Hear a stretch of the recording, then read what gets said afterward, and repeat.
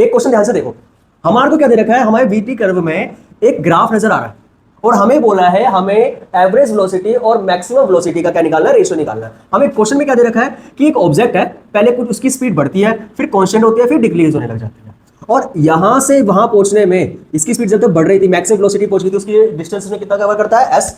Then same constant velocity से 2s distance cover करता है। देन जब डिक्रीज होते होते जीरो हो जाती है ना, तो कितना कवर करता है, 5s। यहां पर T1 T2 T3 इसका टाइम लगा। अब हमारे को क्या निकालना है, एवरेज वेलोसिटी और मैक्सिमम वेलोसिटी का रेशियो निकालना है। तो सबसे पहले हमें पता है अगर मुझे एवरेज वेलोसिटी निकालनी है तो एवरेज वेलोसिटी का फॉर्मूला क्या होता है, टोटल डिस्टेंस अपॉन में टोटल टाइम। टोटल डिस्टेंस कितना है, s plus 2s plus 5s, और टाइम कितना दे रखा है total, T1 plus T2 plus T3। अच्छा, ये तो कितना हो जाएगा, 5 प्लस 2 प्लस 1 8s हो जाएगा, और नीचे time T1 plus T2 plus T3। अब हमारे को एक s तो दे रखा है, अभी टाइम कैसे निकालें, T1 कैसे निकालें। हमें एक बात पता है कि जो डिस्टेंस होता है ना वो एरिया अंडर वीटी कर्व होता है, तो मतलब ये s जो है वो ये एरिया ही तो होगा। तो अकॉर्डिंग टू दिस s का क्या फॉर्मूला हो जाएगा, ये हमें ट्रायंगल नजर आ रहा है, ट्रायंगल का फॉर्मूला होता है हाफ इंटू बेस। बेस क्या है, T1, और हाइट कितनी है, Vmax।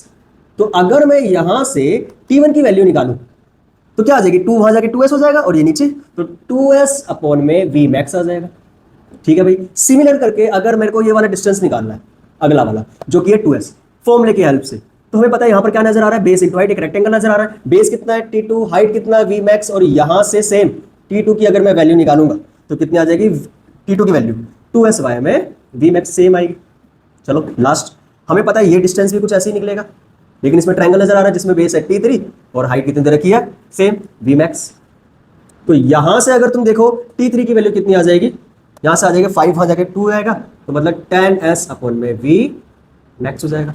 हमें क्या निकालना था, हमारे को तो टोटल एवरेज वेलोसिटी निकालनी थी। हमें पता है यहां पर T1 T2 T3 की जगह जब से इसमें हम पुट करेंगे तो क्या आ जाएगा, 8s 2sy में Vmax, 2sy में Vmax, और लास्ट 10sy में Vmax। अब इसको सोल्व करते हैं, ये कितना हो जाएगा, 8s, और हमें पता नीचे Vmax हमें पता है, जो अगर कॉमन है तो ऊपर वाला डायरेक्ट ऐड हो सकता है, तो ये हो जाएगा 14s, और Vmax जो है ना वो ऊपर की तरफ चले जाएगा, Vmax बन जाएगा।